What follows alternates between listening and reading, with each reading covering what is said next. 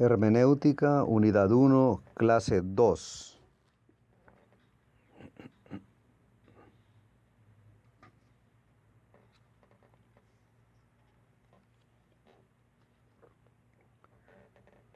Dando continuidad a nuestros estudios sobre hermenéutica bíblica, vimos la importancia de que usemos esta herramienta para nuestras actividades como teólogos, como teólogas, como pastor o pastora, pero también en nuestra vida.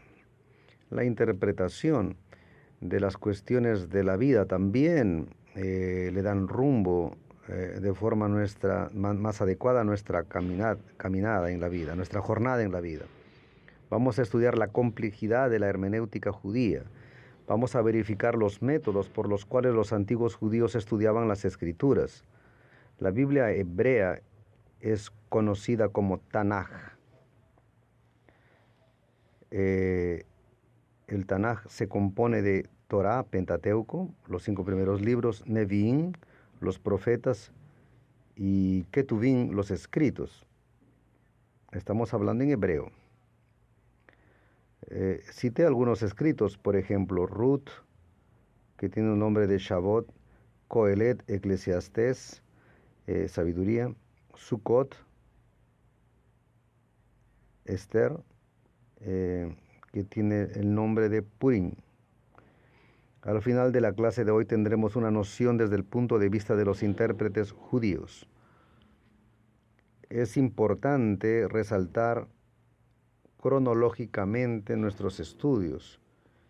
Y vamos primero a tomar los judíos y cómo ellos interpretaban, ya que dijimos que la hermenéutica es una ciencia milenar, aunque no era vista como ciencia. Pero todos nosotros, a todo momento, estamos utilizando la hermenéutica. No utilizamos el nombre, pero estamos interpretando. A todo texto que yo me aproxime, necesito usar de la hermenéutica, aunque inconscientemente. Yo miro, interpreto, analizo y a veces le cuento para alguien y a veces puede que cuente totalmente diferente porque interpreté de manera equivocada. Moisés, un ejemplo aquí de una interpretación judía. Según la Biblia, el nombre Moisés fue puesto por la hija de Faraón 2 años después de su nacimiento. A pesar del padre ser Aarón, líder de la generación líder, y su madre Jochebed, hija de Leví, el nombre que quedó fue justamente el que le colocó la hija de Faraón, Moisés. Inclusive, Yahvé lo llamaba por Moisés. Pero ¿por qué fue colocado el nombre de Moisés sobre ese niño? Porque el judío siempre usaba circunstancias. Los nombres estaban vinculados a las circunstancias de aquel que nacía. Por ejemplo, todo nombre que veas con Ben-Hur, Ben significa hijo de. Benjamín, hijo de alguien. El Ben que antecede siempre significa hijo. Entonces es algo que se vincula a la familia. En otros casos está ligado a circunstancias que pasaba.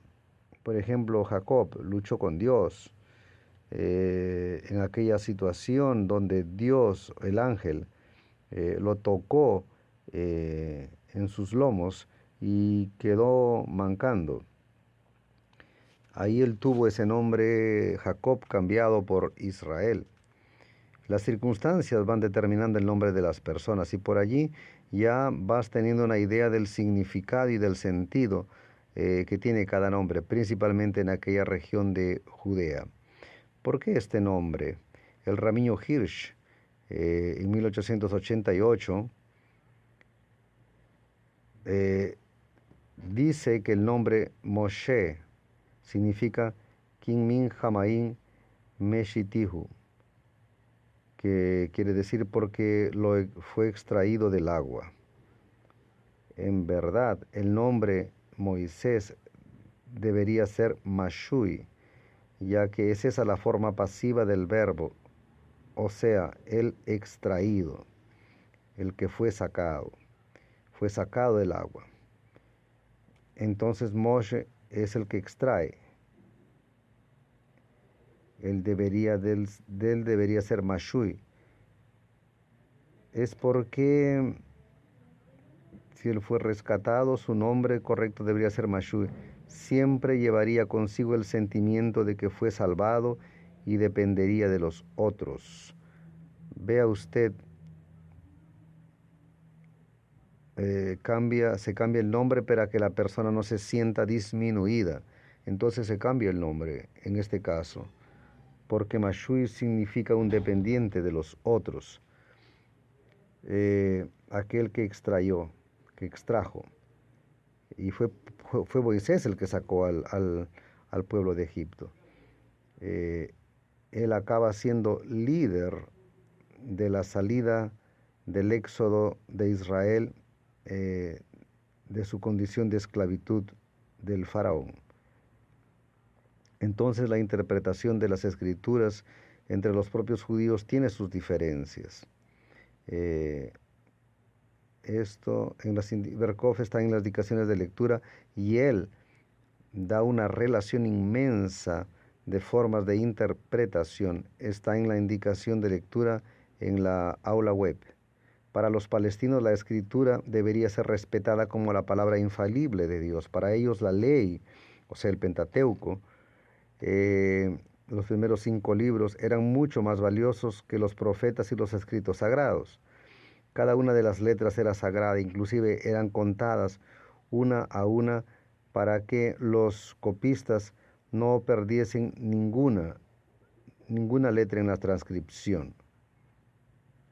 Vea usted la exactitud y el cuidado que los judíos antiguos tenían por la preservación del Antiguo Testamento, del Pentateuco. El Pentateuco era el más importante para la mayoría de los judíos, las leyes. Por eso ese vínculo con las cosas jurídicas, la ley determinada por Dios. Si ves los 5 primeros libros de la Biblia, usted va a encontrar las leyes que Dios determinó para el pueblo de Israel, según la propia Biblia. Y los otros, los profetas, ellos no le daban la misma importancia. Vea usted que estoy hablando aquí para teólogos, hay cosas que algunos profetas acaban medio que no acertando en referente a la ley. Al analizar el carácter de la midrash, o sea, la exposición, debe examinarse y elucidarse por intermedio de todos los medios exegéticos disponibles todos los posibles significados y aplicaciones escondidos de la escritura. Primero, interpretación del carácter legal, observancia de la ley, de las obligaciones y de forma rígida y legalista, y después la interpretación libre que abarcan los pasajes no legalistas de las escrituras. ¿Qué es lo que daba seguridad? Era la ley. Entonces es eso que tiene que ser hecho. Perciba que el judío en el sábado no podría caminar más que determinados pasos. No puede caminar más de lo que la ley indicaba. Hasta hoy, los judíos ortodoxos observan esto. Llega el sábado, el Sabbat, se encierran todas las actividades. El sábado es el día de la fiesta. Las actividades comerciales son encerradas para algunos judíos hasta hoy. Pero en esa época era así. Era necesario observar, y ay de aquel que no lo cumpliera. Ay de aquel que no diera su parte de la ofrenda, aunque sea una paloma o un cabrito, tendría que ser su oferta en determinado tiempo. Ahí Jesús contesta y dice, están preocupados con el diezmo del comino de la hortelana, y no se preocupan con los pobres, con las personas excluidas. Están preocupados con eso en vez de aquello. Inventan cosas para descumplir para no cumplir otra. En nuestro mundo de hoy no está diferente. Judíos alejandrinos, interpretación basada en el pensamiento filosófico de Alejandría. Esto es fundamental. Fundamentadas en los principios filosóficos de Platón, nada que fuese indigno de Dios debería ser creído. Pasajes bíblicos que no estaban de acuerdo con su filosofía y que ofendían el senso de adecuación se valían de interpretaciones alegóricas. Entonces esa influencia de Platón en la observancia de la Biblia ya está en Alejandría. Alejandro Grande, que dominó parte del mundo antiguo, fue influenciada fuertemente por los griegos, y los judíos se esparcen pelo mundo después de la caída de los muros de Jerusalén, después de la diáspora. Vas a encontrar judíos en Polonia, Rusia y por todo lado. Y vamos a ver algunos de esos linajes judíos que se esparcieron por el mundo y que cultivaban las antiguas tradiciones, a veces unas diferentes que otras. Los caraítas. Esta es una de los primeros linajes de judíos. Considerado una secta, fue fundado por Anán ben David en los 800 después de Cristo en Mesopotamia, donde hoy es Irak e Irán. Los palestinos estaban allá, los judíos también, en lo que era Babilonia. Entonces los judíos salieron de Jerusalén, fueron hacia allá cuando el muro cayó y comenzaron a pensar sobre sus tradiciones. Debido a sus características fundamentalistas, son considerados descendientes de los saduceos. De alguna forma discordan del rabinismo, pues éste valoriza en primer lugar la tradición. Los caraítas consideran las sagradas escrituras, las escrituras hebraicas, pero no las tradiciones orales. Aquí hay una divergencia. Son judíos de la misma época. Cuando salen, ellos fundamentan sus creencias en las escrituras y dejan las tradiciones. Los tradicionalistas, ellos elaboran reglas llamadas Talmud, y esas reglas están fuera de las escrituras, y los judíos observan esas leyes, y los caraítas no aceptan esas formas y esas tradiciones. Entonces las comunidades caraítas, al examinar las escrituras, entienden: Dios quiere que aprendas preguntando, opinando y hasta discordando. El conocimiento junto con el perfecto entendimiento aparece, y es eso lo que el Creador espera. Él quiere que aceptes el conocimiento y no el convencimiento, y que no seas forzado a aceptar lo que no está escrito. Contra el Talmud, 63 reglas rabínicas. Perciba que los caraítas tienen una forma moderna de entender, y eso lo tienen hasta hoy. Y entienden que es necesario cuestionar. Es así que vas a construir el entendimiento. Los cabalistas. La cabala es una filosofía esotérica que visa reconocer a Dios y el universo. Cabala, también Kabbalah, es una palabra de origen hebrea que significa recepción. A Kabbalah, cuerpo de sabiduría espiritual más antiguo, contiene las llaves que permanecieron ocultas durante un largo tiempo para los secretos del universo, así como las llaves para el misterio del corazón y del alma humana. Los judíos cabalistas o cabalísticos manipulaban las escrituras haciendo una comparación de la letra con la numerología. Determinada letra tiene un valor numérico y así van haciendo sus adecuaciones. Hasta hoy existe esta secta cabalística. Los judíos dicen que no es una secta, que es un movimiento esotérico.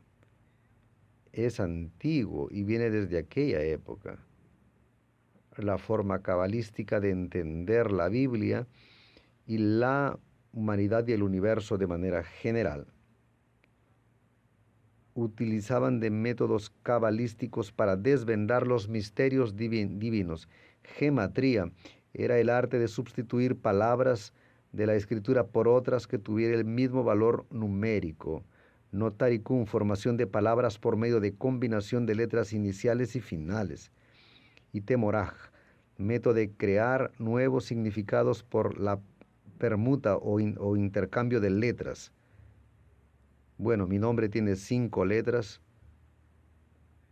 o 7, entonces mi número es 7. Sumando mi número de fecha de nacimiento va a dar un número tal y ese va a ser mi número. Y así van, creyendo que las letras van a ayudar. Entre los siglos XII y XV, algunos judíos españoles también reavivaron la lectura del hebreo y tuvieron una lectura del hebreo y desarrollaron un método ante la persecución contra los judíos en España. España, Portugal, muchos vinieron a América Latina, fueron obligados a convertirse al catolicismo. Los judíos fueron perseguidos porque fueron culpados por la muerte de Cristo y otras cosas. La Inquisición de la época y entrando ya a la edad moderna, los judíos fueron diezmados en Alemania, en muchos lugares, porque hay una exclusión de la manera como ellos llevan la vida, cómo buscan su prosperidad, etc. Hay una discordancia con ellos. Hubo una resistencia muy seria contra los judíos por causa de la supuesta responsabilidad por la muerte de Cristo. Entonces algunos de los pensamientos y de las formas de interpretar de los judíos son estas. Enseguida vamos a ver y observar cómo los cristianos y los protestantes acaban interpretando la Biblia también. Un abrazo y hasta la próxima.